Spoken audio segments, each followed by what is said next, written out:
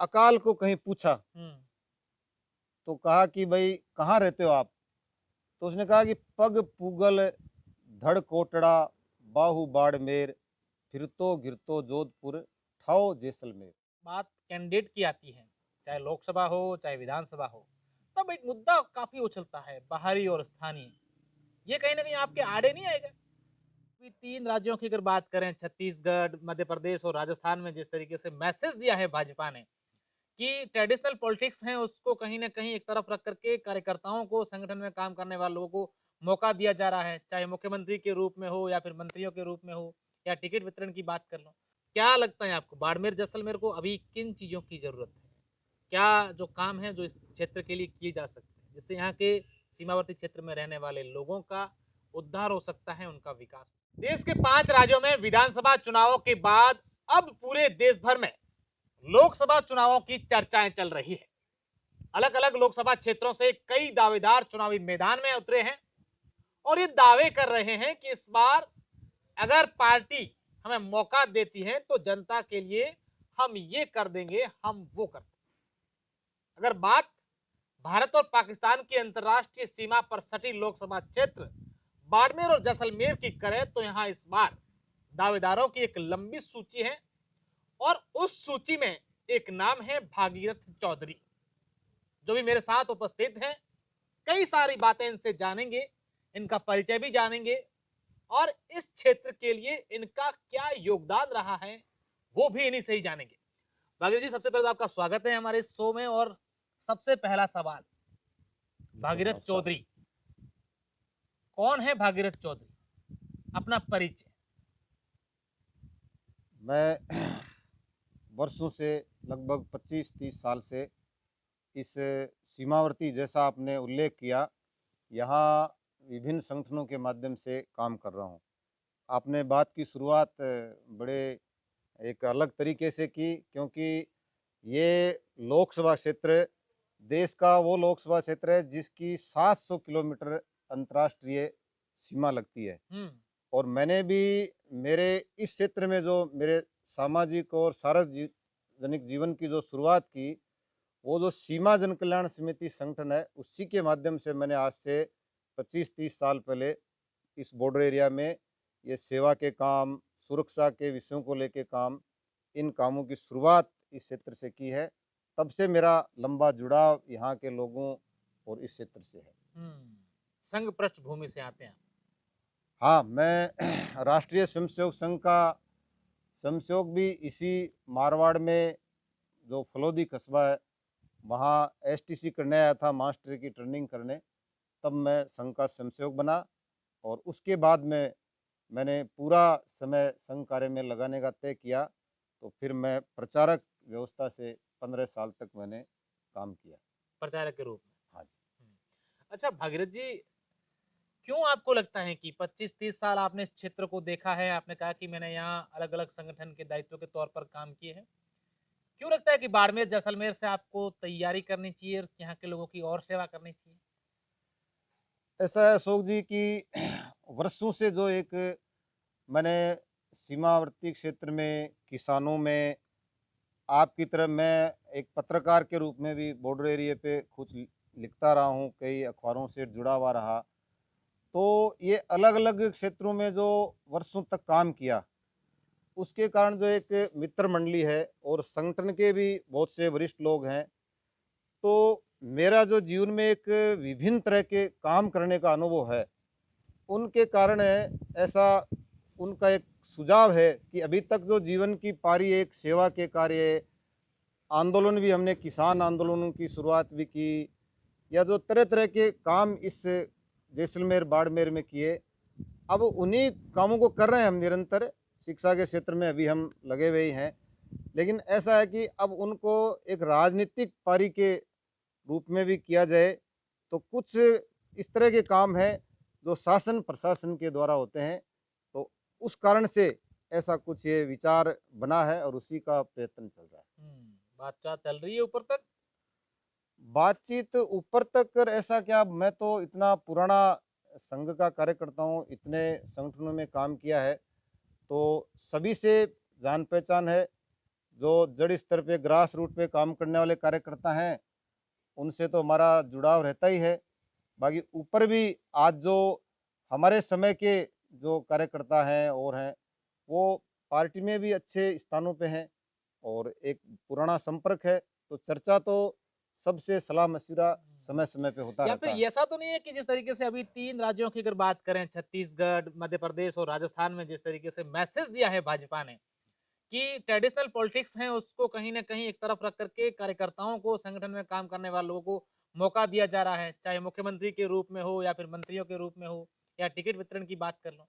तो कहीं न कहीं ये भी मन में एक भाग है कि भई हाँ, ये भी हो सकता है। बिल्कुल आपने सही बात उठाई, क्योंकि भारत की राजनीति में भी मोदी जी ने जिस प्रकार के प्रयोग किए हैं और संगठन के कार्यकर्ताओं के लिए भी जिस तरह के अवसर, और आपने जैसा कहा कि इस सब से ऐसा एक कार्यकर्ताओं में उत्साह भी है और ऐसा है कि हम जैसे लोग भी जिनको एक मौका मिले ऐसा, हुँ, तो हम हमारे जीवन के अनुभवों से उस राजनीतिक फील्ड में भी बहुत अच्छा और विशेषकर इस सीमावर्ती क्षेत्र के लिए कर सकते हैं, तो वो भी एक विषय है। बिल्कुल मेरा एक और सवाल आपसे होगा, वो मैं बाद में पूछूँगा कि भई यहाँ यहाँ एक बड़ा इश्यू चलता है, लोकल वर्सेस बाहरी, उस पर भी सवाल करूँगा। लेकिन उससे पहला सवाल क्या लगता है आपको बाड़मेर जैसलमेर को अभी किन चीज़ों की ज़रूरत है? क्या जो काम है जो इस क्षेत्र के लिए किए जा सकते हैं, जिससे यहाँ के सीमावर्ती क्षेत्र में रहने वाले लोगों का उद्धार हो सकता है, उनका विकास हो सकता देखो अशोक जी, ये देश का वो क्षेत्र है जो, कहने का मतलब, एक समय ऐसा था, जैसे कहते हैं कि अकाल को कहीं पूछा है? हुँ, तो कहा कि भाई कहाँ रहते हो आप? तो उसने कहा कि पग पूगल धड़ कोटड़ा बाहु बाड़मेर फिरतो गिरतो जोधपुर ठाओ जैसलमेर। हुँ, ऐसी जो एक पहचान थी इस क्षेत्र की हुँ, कि इतना संकटों का और यहाँ का जीवन लोगों का रहा, अब आज एकदम परिस्थितियाँ बदली हुई दिखाई दे रही हैं। इसलिए ये भविष्य में ये क्षेत्र एक विकास की दृष्टि से भी और कई प्रकार की जो अपनी एक पहचान है देश दुनिया में इसकी, वो और ज़्यादा बढ़ने वाली है। लेकिन ऐसी स्थिति में यहाँ के राजनीतिक लोग, सामाजिक संगठन एक विज़न के साथ जब काम करेंगे, तो ये हमारा क्षेत्र कई मायनों में दुनिया में बहुत बड़ा एक नाम हुँ। होने वाला है। जैसे आपने कहा मुद्दे या किस तरह के विषय बहुत से हो सकते हैं। सबसे बड़ा मुद्दा यहाँ सुरक्षा के विषयों को लेके रहा। सीमावर्ती क्षेत्र में। सीमावर्ती क्षेत्र में अब तो चलो तारबंदी होगी। हमने जब इस काम की शुरुआत की थी यहाँ सीमा क्षेत्र में, तो वो आज से 25 साल पहले दूसरे विषय होते थे। लेकिन आज भी पाक विस्थापित जो हिंदू हैं उनकी बड़ी एक समस्या है। फिर इतना बड़ा क्षेत्र है ये लोकसभा लगभग 50,000 वर्ग किलोमीटर में फैला हुआ है। तो ऐसा लगता है कि अगर उधर से अपन नहरी क्षेत्र से शुरू करें, तो हर एरिया की अलग-अलग हैं। लेकिन कुछ मुद्दे मैं जैसे कहूँ कि जो भविष्य के लिए ध्यान देने वाले हैं और महत्वपूर्ण है, शिक्षा का विषय है। शिक्षा के क्षेत्र में यहाँ के युवाओं में जो टैलेंट है, वो तो गजब का है और देश में जगह-जगह अपने प्रदेश में भी बहुत सी ऐसी एजुकेशन इंस्टीट्यूट में यहाँ के बच्चे जा रहे हैं और आगे बढ़ रहे हैं। लेकिन अच्छे एजुकेशन के इंस्टीट्यूट, वो इस क्षेत्र में अभी बहुत कम है। हुँ, जैसे छोटे भी एसटीसी और बीएड जैसे भी राजस्थान के सब जिलों में बाड़मेर के विद्यार्थी भरे पड़े हैं, सब कोचिंगों में भरे पड़े हैं। ऐसी जो सामान्य इंस्टीट्यूट हैं, वो भी बहुत कम है। तो कुछ ऐसे प्रयास जैसे पहले हुए, आपको ध्यान है कि नहीं, यहाँ सीमावर्ती छात्रावास चलते थे, हुँ, सीमावर्ती बच्चों के लिए। हुँ। इसी तरह बाड़मेर का पॉलिटेक्निकल कॉलेज भी उसी योजना में खुला था। तो मेरा ऐसा मानना है कि इस क्षेत्र के लिए कुछ योजनाएँ इसको ध्यान में रखते हुए बनानी चाहिए। बॉर्डर का क्षेत्र है, उसी प्रकार अब ये पिछले कुछ वर्षों से कृषि एक बहुत बड़ा विषय है और कृषि भी कई प्रकार की, आपको मैं बताऊं कि शायद कोई ऐसा एरिया नहीं मिलेगा जिसमें इतनी प्रकार की खेती होती हो। चाहे यानी आलू की बात करो, हाँ, अनार की बात हाँ, करो, खजूर की बात करो। अब तो यहाँ पर लोगों ने अंजीर भी उगाने शुरू कर दिए, कहीं बादाम, कहीं या केसर। बिल्कुल, बिल्कुल, वो भी है। देखो दूसरे भी यहाँ नहरी खेती भी है, 2-2 नहर परियोजनाएँ। हुँ, उधर इंदिरा गांधी नहर परियोजना, जो प्रारंभ में राजस्थान नहर परियोजना के नाम से वर्ल्ड फेमस हुई। हुँ, इधर हमारे नर्मदा की नहर परियोजना, फिर ट्यूबवेल का भी काम खूब हो गया। हुँ, बारानी खेती तो आज भी है। हुँ, और अभी हमने पूरी दुनिया ने 2023 का जो मिलेट्स ईयर मनाया है, तो ये बाजरा जैसे और भी जो मिलेट्स यानी मोटा अनाज जो हमारे पुराने समय में हमारे वही परिवारों में चलता था, उसका भी जो भविष्य है। तो कहने का मतलब चाहे मिलेट्स हो, औषधीय खेती गूगल जैसी यहाँ की जो औषधि है और भी बहुत सी, तो बागवानी, औषधीय खेती, मिलेट्स की, अनाज की, पशुधन भी खेती का हिस्सा है। थारपारकर नस्ल आज हमारी वर्ल्ड फेमस। हुँ, तो कृषि और पशुपालन का इतना बड़ा इस एरिया में काम हो रहा है, लेकिन अभी ज़्यादा लोग अपनी ताकत से, किसान अपनी ही ऊर्जा से कर रहे हैं। उसको अगर ऐसी योजनाओं से और इस विज़न के साथ किया जाएगा तो इसमें भी बहुत बड़ा बहुत काम बड़ा हो होगा। सकता है। अच्छा, तमाम बातें आपने कर ली, विज़न बता दिया। एक यहाँ पर यहाँ नहीं बल्कि जहाँ कहीं जाते हैं, जब बात कैंडिडेट की आती है, चाहे लोकसभा हो, चाहे विधानसभा हो, तब एक मुद्दा काफ़ी उछलता है, बाहरी और स्थानीय। ये कहीं न कहीं आपके आड़े नहीं आएगा? देखो भारी और स्थानीय की परिभाषा क्या हो? हाँ, आपने देखा विधानसभा के चुनाव में भी, मैं नाम उल्लेख नहीं करना पाऊँगा, लेकिन जिले में ही हुँ, एक ही लोकसभा में वो विधायक बाहर का हमारे लिए ये स्थानीय है, ऐसे मुद्दे चलते रहते हैं। और एक जैसे मैं कहूँगा कि शासन प्रशासन में ये बाहरी और स्थानीय ये बहुत छोटी सोच है।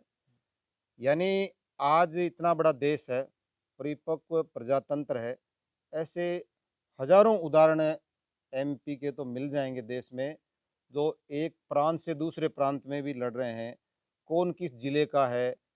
और वैसे देखा जाए तो क्या जन्म से भारी माने या उसके कर्म क्षेत्र से भारी माने या उसके निवास से कि वो रहता कितना है।